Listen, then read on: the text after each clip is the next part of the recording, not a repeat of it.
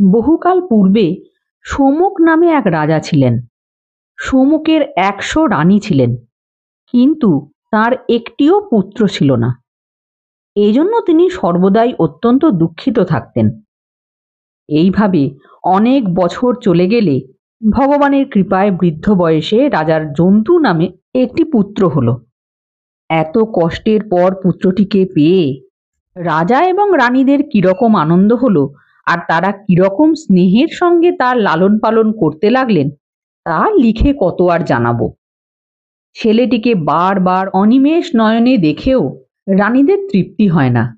তারা আহার নিদ্রা ভুলে দিন রাত কেবল তাকে ঘিরে বসে থাকেন। এমন করে দিন যায়। এর মধ্যে কি হলো শোনো।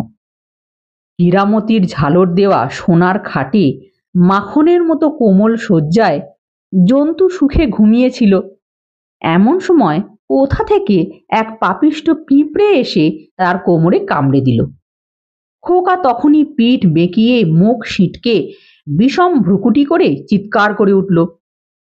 তাতে খোকার সেই ১০০ মা সকলে মিলে বুক চাপড়ে হাত পা ছুঁড়ে উচ্চৈঃস্বরে কাঁদতে আরম্ভ করলেন। সেকালের মেয়েরা কিরকম সুরে বিলাপ করত জানি না, কিন্তু সেই ১০০ রানীর চিৎকার মিলে খুবই যে ভয়ানক একটা গোলমাল হয়েছিল তাতে সন্দেহ নেই। মহারাজ সোমক তখন ঋত্বিক অর্থাৎ যজ্ঞের পুরোহিত ও পাত্রমিত্র নিয়ে সভায় বসেছিলেন। রানীদের কান্নার শব্দ প্রলয়ের ঝড়ের ভয়ঙ্কর গর্জনের মতো সেই সভায় এসে উপস্থিত হলো। রাজা তাতে নিতান্ত ব্যস্ত হয়ে দারোয়ানকে বললেন, শীঘ্র দেখো কি হয়েছে।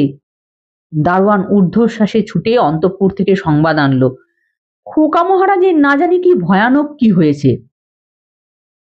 তখন রাজা ছুটলেন, মন্ত্রী ছুটলেন, ঋত্বিক ছুটলেন, পাত্র মিত্র সকলেই পাগড়ি ফেলে শিখা এলিয়ে অন্তঃপুরের দিকে ছুটে চললেন। ততক্ষণে পিঁপড়েও চলে গেছে। খোকাও চুষি মুখে দিয়ে যার পণ্যায় সন্তুষ্ট হয়েছে। রাজা এসে সকল কথা শুনে বললেন, তাই বলো, আমি ভেবেছিলাম না জানি কি। খোকাকে খানিক আদর করে আবার সভায় এসে রাজা বললেন, হায়, এক পুত্র হওয়ার কি কষ্ট, এর চেয়ে পুত্র না থাকাও বরং ভালো ছিল। বৃদ্ধ বয়সে অনেক কষ্টে একটিমাত্র পুত্র পেয়ে এখন তার চিন্তা আমার রোগের চিন্তার চেয়েও যেন বেশি হয়েছে। ঋত্বিক মশাই, এমন কি কোনো কর্ম নেই যা করলে আমার ১০০টি পুত্র হতে পারে? যদি থাকে বলুন, সে কার্য নিতান্ত কঠিন হলেও আমি তা করব। ঋত্বিক বললেন, মহারাজ, এমন কার্য আছে, আপনি যদি তা করতে পারেন তবে বলি। রাজা বললেন, শীঘ্র বলুন, সে কাজ ভালোই হোক আর মন্দই হোক, আমি অবশ্যই তা করব। তখন ঋত্বিক বললেন, মহারাজ, আমি আমার বাড়িতে এক যজ্ঞ করব। সেই যজ্ঞে আপনাকে আপনার পুত্রের চর্বি দিয়ে আহুতি দিতে হবে। সেই সময় রানীরা আহুতির ধোঁয়ার গন্ধ নিলে তাদের সকলেরই এক একটি পুত্র জন্মাবে।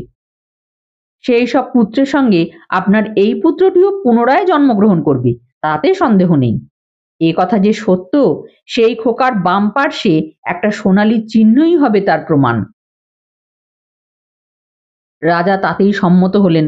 সুতরাং যথা সময়ে সেই নিষ্ঠুর যজ্ঞ আরম্ভ হলো। যখন আহুতি দেবার জন্য ঋত্বিক জন্তুকে নিয়ে আসতে চাইলেন, রানীরা তখন তাকে কিছুতেই ছেড়ে দিতে চাইলেন না। তাদের করুণ কান্নায় পাষাণ গলে যেতে লাগলো, কিন্তু সেই নিষ্ঠুর ঋত্বিকের হৃদয় গলল না। রানীরা খোকার ডান হাতখানি ধরে রেখেছিলেন। ঋত্বিক তার বাম হাত ধরে টানাটানি করে তাকে ছিনিয়ে আনলেন। সেই শিশুকে হত্যা করে তার চর্বি দিয়ে আহুতি আরম্ভ হলো। সেই আহুতির গন্ধ পেয়ে তার মায়েরা তাদের শোক কিছুতেই সহ্য করতে পারলেন না। তারা সকলেই অজ্ঞান হয়ে পড়লেন। যা হোক, কিছুদিন পরে তাদের সকলেরই এক একটি পুত্র হলো, আর তাদের সঙ্গে জন্তুও যে পুনরায় জন্মগ্রহণ করেছিল তাতেও কোনো সন্দেহ নেই।